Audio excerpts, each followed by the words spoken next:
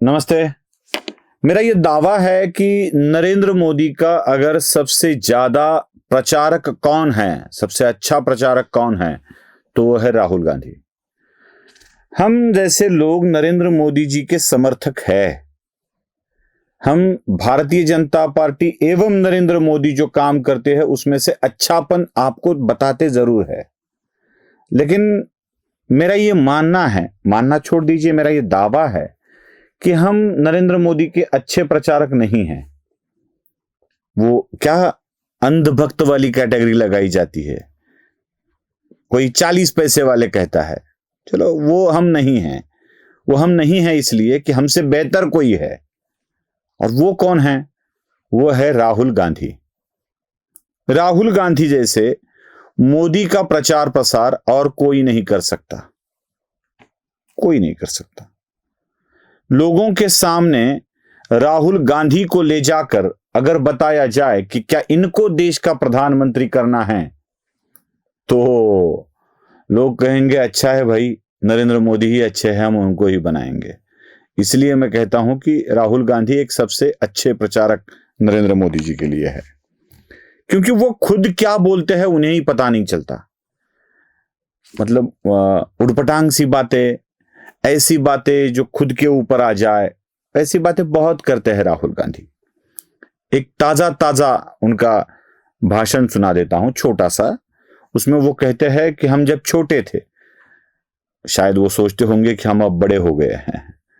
क्या है, लोगों की शरीर की उम्र बढ़ जाती है, मन की वहीं रह जाती है।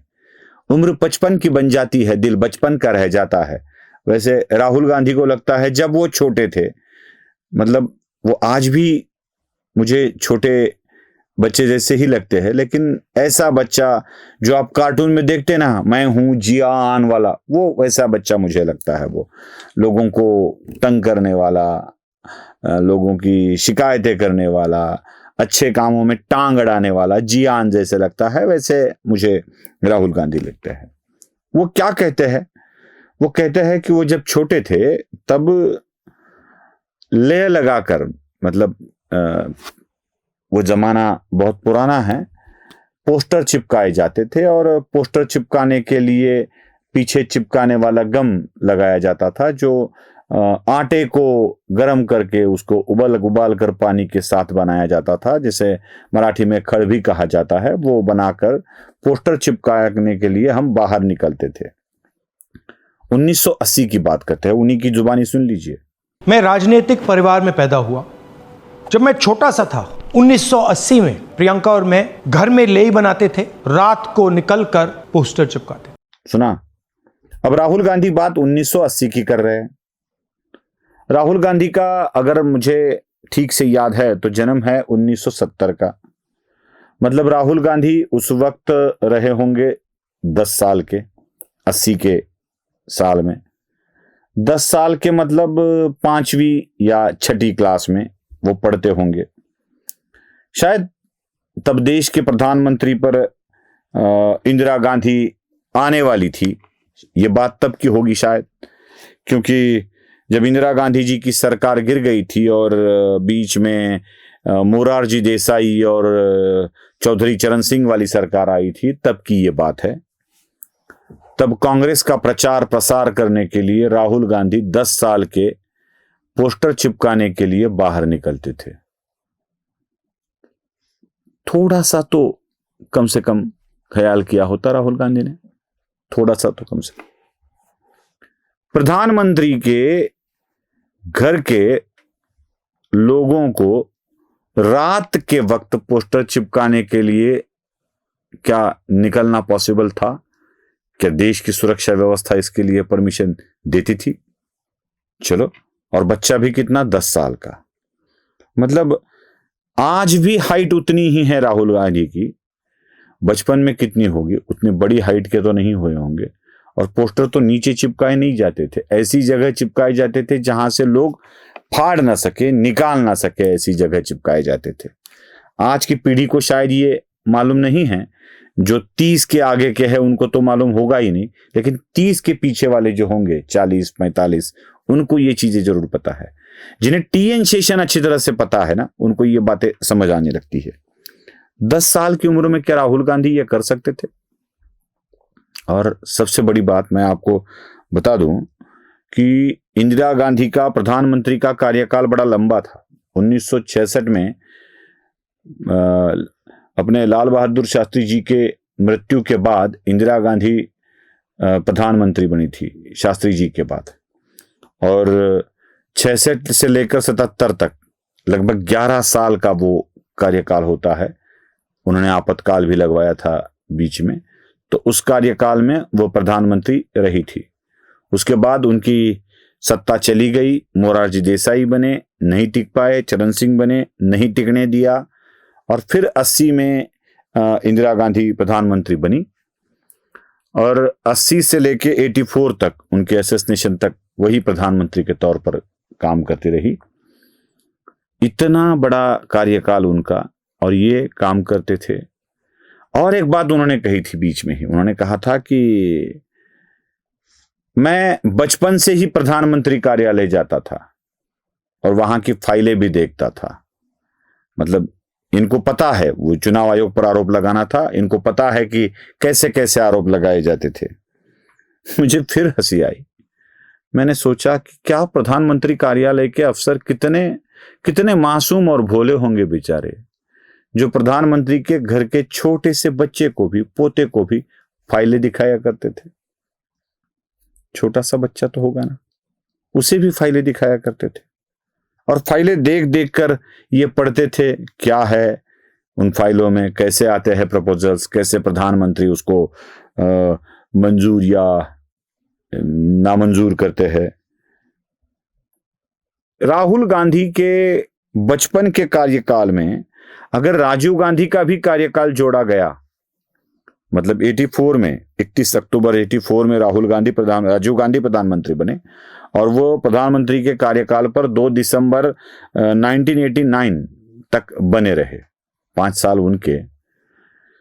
जब राहुल की उम्र उस वक्त 14 से लेके 19 तक रही होगी, मतलब 19 साल हाईएस्ट है, और बीच में 14, 15, 16, 17 राजीव गांधी के अनुसार उनको समझदार बनने में या सज्ञान बनने में अभी कम उम्र थी, और आखिरी 2 साल ही वो 18 साल के, 18 या 19 साल दोनों में थे राजीव गांधी के कार्यकाल में। तो क्या बच्चों को फाइलें दिखाई जाती थी प्रधानमंत्री कार्यालय की? ये फाइलें देखने का शौक रखते थे तो बच्चों को दिखाया जाता था और बताया जाता था कि ये हो रहा है।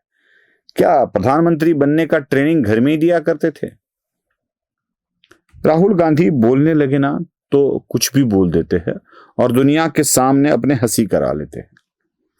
अपने ही घर का, अपने ही पार्टी का या अपने ही परिवार का किस तरह से राहुल गांधी सच उजागर करते रहे हैं, उसकी एक बात मैं आपको दिखा देता हूं, जरा सुन लीजिए। ओबीसी के बारे में उन्होंने क्या कहा है। स्कूल पढ़े हो ना हिंदुस्तान में? स्कूल पढ़े ना?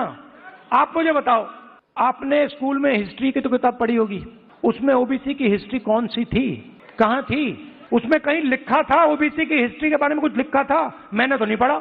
आज जब मैं बात को समझ रहा हूं तो मैं अपने आप से सवाल पूछता हूं, भैया जब मैं छोटा था तो इस देश की जो 55-60% लोग हैं उनकी हिस्ट्री की किताब में है ही क्यों नहीं? सुना, जब मैं बच्चा था तब मैंने ओबीसी की हिस्ट्री नहीं पढ़ी।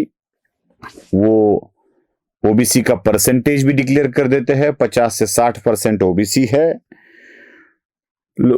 ओबीसीओं की हिस्ट्री जानबूझकर छिपाई गई, उन्हें नहीं लाने दिया गया।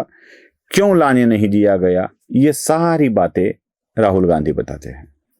अब राहुल गांधी की इन बातों को तो मैं तो पूरा सच मानता हूं भाई। किसने छिपाई ओबीसी की हिस्ट्री? राहुल गांधी यहां तक कह रहे थे कि मैं स्कूल में था तब मैंने ये पढ़ा ही नहीं। सच में उन्होंने कुछ भी पढ़ा है कि नहीं, ये तो बड़ी आशंका है। ओबीसी की हिस्ट्री उन्होंने नहीं पढ़ी है, मैं तो इनसे सहमत हूं। उनके दादाजी का कार्यकाल 15-16 साल का प्रधानमंत्री का था। उनकी परदादाजी का, माफ कीजिएगा थोड़ा भूल गया, परदादाजी का कार्यकाल 15-16 साल का था। दादी का कार्यकाल लगभग 15 साल के करीब था। उसके बाद पिताजी का कार्यकाल 5 साल था, मतलब 15 साल दादी, 15, 13, 14 साल दादी, 15 साल से ज्यादा परदादा, हो गए 30, पिताजी 5, 35, और मनमोहन का कार्यकाल 10, 45। 55 की उम्र में 45 साल तो राहुल गांधी के घर में ही प्रधानमंत्री पद था। तो ओबीसी की हिस्ट्री देश के जनता के सामने स्कूल अभ्यास में न लाने वाला कौन था? क्यों नहीं लाने दी गई? क्या ओबीसी हिस्ट्री को नेहरू गांधी परिवार ने ही छिपाया था?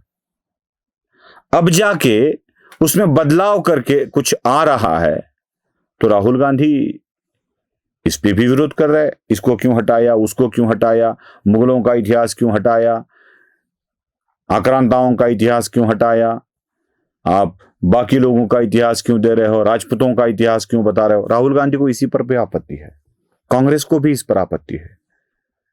अपने ही घर का सच, काला सच दुनिया के सामने लाकर राहुल गांधी अपने ही घर के लोगों की, दादा, परदादा, दादी, पिता, इन सब की पोल खोल रहे हैं। इसलिए मुझे लगता है कि यही राहुल गांधी नरेंद्र मोदी के असली प्रचारक हैं। नमस्ते।